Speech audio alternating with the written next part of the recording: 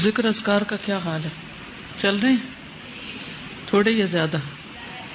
سبحان اللہ و بحمدہ پڑھنے کا کیا اجر ہے آپ بتائیے؟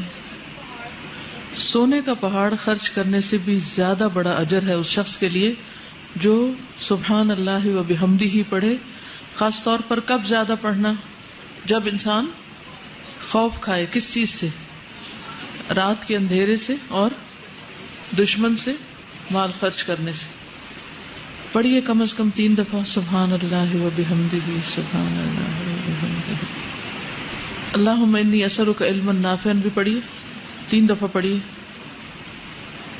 سبحان اللہ والحمد للہ ولا الہ الا اللہ واللہ اکبر بھی 3 دفعہ پڑھیے. دروشی پڑھیے کیونکہ جمعے کا دن دروشی پڑھنے کا دن ہے.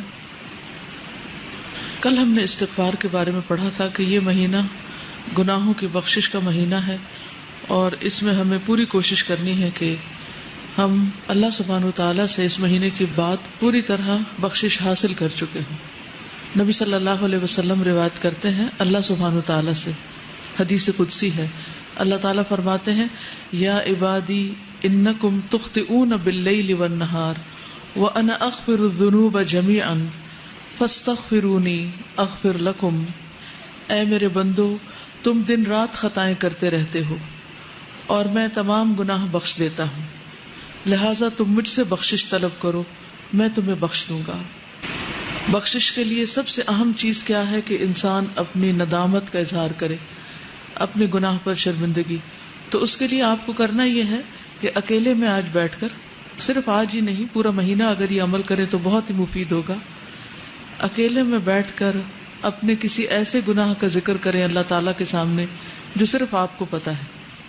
اللہ نے دنیا میں وہ آپ کا گناہ چھپایا ہوا ہے، اور اللہ سبحانہ تعالیٰ سے اپنی کمزوری کا اعتراف کریں، شرمندگی اور ندامت کا اظہار کریں، اور پھر رو کر اللہ تعالیٰ سے معافی مانگیں، کیونکہ فَإِنَّهُ لَا يَغْفِرُ الذُّنُوبَ إِلَّا أَنْتَ. اللہ کے سوا کوئی بھی ایسا نہیں جو گناہوں کو معاف کر سکے. تو اس لیے بہت ضروری ہے کہ ہم ندامت اختیار کریں، شرمندہ ہوں، اپنی غلطیوں کو مانیں. اور جب ایک انسان غلطی مان لیتا ہے تو پھر التائب من الذنب کمن لا ذنب لہ، انسان اتنا صاف ہو جاتا ہے گویا اس نے کوئی گناہ کیا ہی نہیں. کمن لا ذنب لہ. اسی طرح توبہ کے لیے اگر کوئی کبیرہ گناہ سرزد ہو چکا ہے زندگی میں، پاسٹ میں، جو آپ کو ہانٹ کرتا رہتا ہے، بار بار آپ کو پریشانی ہوتی ہے، تو اس کے بارے میں کیا کرنا چاہیے؟ رسول اللہ صلی اللہ علیہ وسلم نے فرمایا جب کسی بندے سے کوئی گناہ سرزد ہو جائے پھر وہ اچھی طرح وضو کرے، پھر کھڑا ہو اور 2 رکعت نماز ادا کرے، پھر اللہ تعالیٰ سے بخشش مانگے تو اللہ تعالیٰ اسے ضرور معاف کر دیتے ہیں. پھر آپ نے یہ آیت تلاوت فرمائی والذین اذا فعلوا فاحشة او ظلموا انفسهم ذکروا اللہ فاستغفروا لذنوبهم ومن یغفر الذنوب الا اللہ ولم یصروا علی ما فعلوا وهم یعلمون.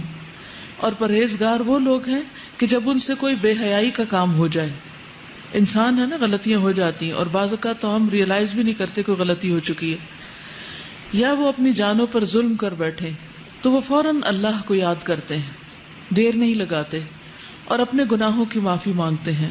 اور اللہ کے سوا اور کون ہے جو گناہ معاف کر سکتا ہو؟ اور کون ہے؟ کوئی بھی تو نہیں.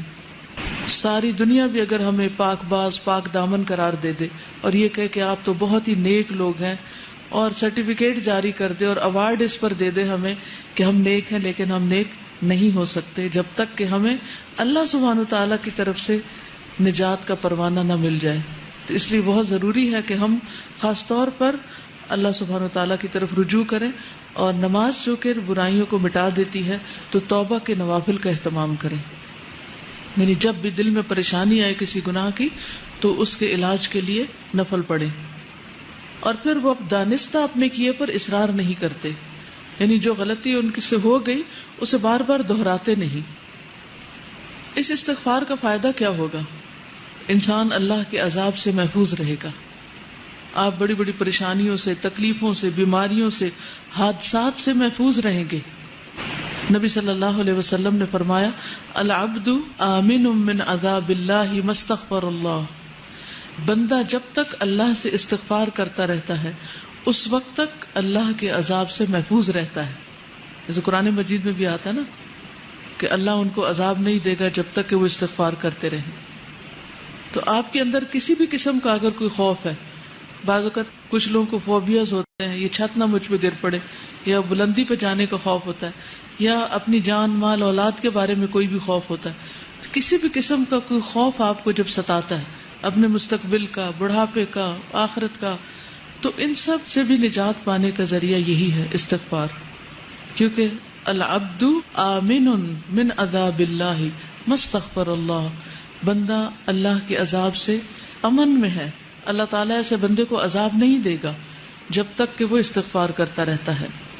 انسان کے گناہ خواہ آسمان کی بلندیوں تک پہنچ جائیں، لیکن اگر وہ اللہ سے معافی مانگتا ہے تو اللہ تعالیٰ اس کو معاف کر دیتا ہے، اور اللہ تعالیٰ کو اس کی کوئی پرواہ نہیں. یعنی ایک تو یہ ہوتا ہے نا کہ ہم جیسے کسی کو معاف کر کے بھی معاف نہیں کرتے، بار بار وہی غلطی دوسرے کی دہراتے رہتے ہیں، یا اپنے آپ کو رلاتے رہتے ہیں، یا اس پر تکلیف محسوس کرتے ہیں. لیکن اللہ سبحانہ و تعالیٰ اتنی وسعت والا ہے، علم والا ہے، حلم والا ہے کہ اس کو کسی بھی ایسی چیز کی کوئی پرواہ نہیں کہ وہ کس کا کتنا بڑا قصور معاف کر دے. اس کے خزانوں میں کوئی کمی نہیں آتی، اس کے لیے کچھ مشکل نہیں، نہ اس کے اندر بخل ہے اور نہ کسی قسم کا کوئی حسد ہے. وہ خوشی سے معاف کرتا ہے. بس شرط یہ ہے کہ ہم معافی مانگنے والے ہوں. اور ہر انسان خطا کار ہے، اور بہترین خطا کار وہ ہیں جو بہترین اور بہت زیادہ توبہ کرنے والے ہیں، التوابون ہیں. اور پھر یہ بھی خوشخبری ہے کہ آپ کے گناہ نیکیوں میں بدل جائیں گے. یعنی جو غلطیاں، کوتاہیاں، کمیاں ہو گئی وہ الٹا نیکی میں بدل جائیں گی. اور خصوصاً جب انسان استغفار کرتا ہے اور جیسے کوئی نیا مسلمان ہوتا ہے. اسی طرح اپنی بک آف ڈیڈ کے بارے میں کبھی کبھی ہمیں ضرور فکر لگتی ہے کہ پتہ نہیں اس میں کیا لکھا ہوا، کس درجے کا سامنے آئے گا، اور اسے دیکھ کر ہماری کیفیت کیا ہوگی، ہمیں اتنی شرمندگی ہوگی، ہم اسے فیس کر سکیں گے یا نہیں. تو جو شخص چاہتا ہے کہ اپنا صحیفہ دیکھ کر خوش ہو جائے، اسے چاہیے کہ استغفار کی کثرت کر دے، کیونکہ اس میں سے وہ سارے انوانٹیڈ چیزیں رب ہو جائیں گی، اریز ہو جائیں گی، صاف ہو جائیں گی. جیسے بچے کام کرتے ہیں نا، ہوم ورک کرتے ہیں اور بڑے کانشیسلی کرتے ہیں، پھر اگر کوئی ایکسٹرا ڈاٹ بھی لگ جائے تو فوراً ربڑ لے کے اس کو مٹانے لگتے ہیں، یا وائٹنر لے کے اس کو، کہ یہ نظر نہ آئے. تو اسی طرح ہم بھی ہر روز اپنا ہوم ورک کر رہے ہیں آخرت کے لیے، اور کچھ نہ کچھ دھبا اس میں لگا ہی بیٹھتے ہیں، نہ چاہتے ہوئے بھی کہیں نہ کہیں کچھ ہو جاتا ہے. تو اس کے لیے بہترین طریقہ کیا ہے کہ ہم ساتھ ہی استغفار کا وائٹنر پھیر دیں، اور اتنا خوبصورت رجسٹر ہو کہ دیکھ کے دل خوش ہو جائے. جیسے ایک ٹیچر بچے کا کام دیکھ کر خوش ہو جاتی ہے نا کہ ایکسیلنٹ، بہت ہی بہترین ہے. تو اللہ سبحانہ وتعالی ہمارا عمل دیکھیں اور خود ہم اس کو دیکھیں تو ہم خوش ہو جائیں. آپ صلی اللہ علیہ وسلم نے اس شخص کو خوشخبری بھی دی ہے، طوبی لمن وجد فی صحیفته استغفارا کثیرا. اور اس کے لیے ہمیں کرنا کیا چاہیے؟ اپنی زبان میں بھی استغفر اللہ کہیں، اللہ سے معافی مانگے، اور مختلف جو استغفار کی دعائیں ہیں ان کو پڑھیں. انشاءاللہ ایک نیا کارڈ بھی بن رہا ہے جس میں سارے استغفار قرآن مجید سے اور مسنون جتنی بھی دعائیں استغفار کی ان سب کو جمع کریں، تاکہ کوئی کسر نہ چھوڑیں اللہ سبحانہ وتعالیٰ سے معافی مانگنے کی ہر طریقے سے. کیونکہ بعض اوقات ہوتا ہے نا، ایک انداز میں بات کرنا اللہ تعالیٰ کو پسند آتا ہے، اور بعض اوقات ایک اور انداز میں زیادہ افیکٹو ہوتا ہے. تو ہمیں نہیں پتا کہ کون سا طریقہ اللہ کو زیادہ پیارا ہو، تو ہم سارے ہی طریقے اختیار کر لیتے ہیں تاکہ اللہ تعالیٰ ہمیں معاف فرما دے. اور عام طور پر جو کثرت سے آپ چلتے پھرتے پڑھ سکتے ہیں، واستغفر اللہ العظیم الذی لا الہ الا هو الحی القیوم واتوب الیہ، اس کا اتنا زیادہ اجر بتایا جاتا ہے کہ اگر کوئی میدان جنگ سے بھاگا، اور یہ کبیرہ گناہ ہے میدان جنگ سے بھاگنا، تو اس کو بھی معاف کر دیا جاتا ہے جو شخص یہ پڑھتا ہے استغفر اللہ العظیم الذی لا الہ الا هو الحی القیوم واتوب الیہ.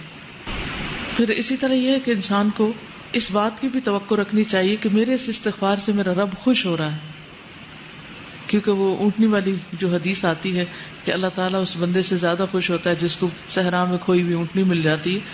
تو جب ہم استغفار کرتے ہیں تو یہ کوئی معمولی فعل نہیں ہے، اللہ سبحانہ تعالیٰ اپنے بندے سے راضی ہو جاتے، خوش ہو جاتے ہیں. اور پھر آئندہ کے لیے گناہوں سے ڈرتے بھی رہنا چاہیے. یہ نہیں کہ انسان دلیر ہو جائے کہ اللہ تعالیٰ خوش ہوتے ہیں تو پھر میں اور جی بھر کے گناہ کر لوں.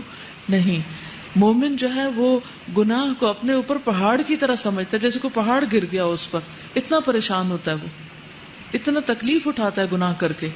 اور منافق جو ہوتا ہے یا فاجر، وہ ایسے جیسے ناک پہ بیٹھی مکھی اور اس کو ہاتھ کے اشارے سے اڑا دے، یعنی اسے معمولی سی چیز ہے. اور پھر صبح شام سید الاستغفار بھی انسان پڑھتا رہے. اور ہر مجلس کے اختتام پر، جیسے حالانکہ ہم قرآن پڑھ رہے ہوتے ہیں لیکن پڑھتے اور پڑھاتے ہوئے ہو سکتا ہے کوئی ایسی بات منہ سے نکل جائے جو اللہ تعالیٰ کو پسند ہے، اور بھول چوک تو لازم ہے، ہو ہی جاتی ہے، نہ کرتے ہوئے بھی ہو جاتی. تو ایسی ساری چیزوں اور کمیوں کوتاہیوں کا جو طریقہ ہے وہ پھر استغفار میں ہی ہے. اور وہ کیا ہے؟ سبحانک اللہم و بحمدک اشہد ان لا الہ الا انت استغفرک و اتوب الیک. اور نبی صلی اللہ علیہ وسلم تو